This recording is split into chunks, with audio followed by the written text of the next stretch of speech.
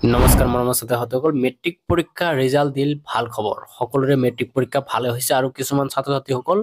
বেয়া হৈছে এতিয়া এইটো ভিডিঅ'ত যিসকল ছাত্ৰ ছাত্ৰীৰ মেট্ৰিক পৰীক্ষা বেয়া হৈছে তেওঁলোক এতিয়া কৰণীয় কাম কি তেওঁলোক এতিয়া কলেজত নামভৰ্তি কৰিব পাৰিব নে নাই বা তেওঁলোকে মেট্ৰিকৰ বেয়া হোৱা সাবজেক্টসমূহত পৰীক্ষা দিব পাৰিব নে ৰি এক্সাম দিব পাৰিব নাই সকলোখিনি কথা তোমালোকক কৈ আছো সো মৰমৰ ছাত্ৰ ছাত্ৰীসকল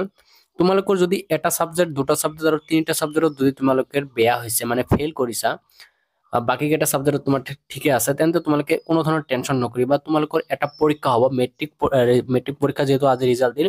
আৰু যে ৰিজাল্ট দিয়াৰ পিছত তোমালোকে এক মাহ হওক বা দুই মাহ পিছতে তোমালোকৰ এটা পৰীক্ষা হ'ব যেটো হল তোমালোকৰ কম্পাৰ্টমেন্টাল এক্সাম আৰু এই এক্সামটোৰ যোগেদি তোমালোকে মেট্ৰিক পৰীক্ষাত যিকেইটা সাবজেক্টত তোমালোকে ফেল কৰিছা সেই সাবজেক্টসমূহত তোমালোকে ৰি এক্সাম দিব পাৰিবা ৰি এক্সাম দি পৰীক্ষাটো দি তোমালোকে কম্পাৰ্টমেন্টাল পৰীক্ষাটো দি তোমালোকৰ সেই সাবজেক্টটো পাস কৰাই ল'ব পাৰা আৰু পাস কৰাই তোমালোকে তোমালোকৰ লগৰ কেইজন যদি পাস কৰিছে অলৰেডি সিহঁতৰ লগত তুমি কলেজত বিভিন্ন ধৰণৰ কলেজে হওক বা বিভিন্ন ডিগ্ৰী কোৰ্সতে হওক বা ডিপ্লোমা কোৰ্সতে হওক তুমি নামভৰ্তি কৰিব পাৰিবা একেবাৰে ষ্টেজ নলবা কিয়নো তোমালোকৰ গভৰ্ণমেণ্টে এটা স্কিম ৰাখি দিছে তোমালোকৰ কাৰণে মানে এটা তোমালোকৰ পৰীক্ষা ৰাখি দিছে যেটো হল তোমালোকৰ কম্পাৰ্টমেন্টাল পৰীক্ষা সেই পৰীক্ষাটোৰ যোগেদিয়ে তোমালোকে তোমালোকৰ মেট্ৰিক পৰীক্ষাটো পাস কৰাই ল'ব পাৰিবা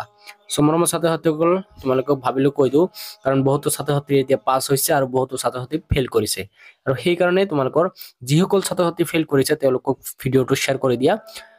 যাতে তেওঁলোকৰ কামত আহিব পাৰে যাতে মন খাৰাপ নকৰি তেওঁলোকে ৰিস্টাডিটো কৰক যাতে তোমালোকে ৰিস্টাডিটো কৰা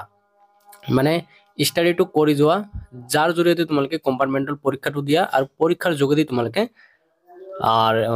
পাস কৰিব পাৰা আৰু পাস কৰি তোমালোকে কলেজত যাব পাৰা সো মৰমৰ ছাত্ৰ ছাত্ৰীসকল এইখিনি আছিল তোমালোকৰ আজি ইনফৰমেশন আশা কৰো তোমালোকে ভালে আছা কিপ ৱাচিং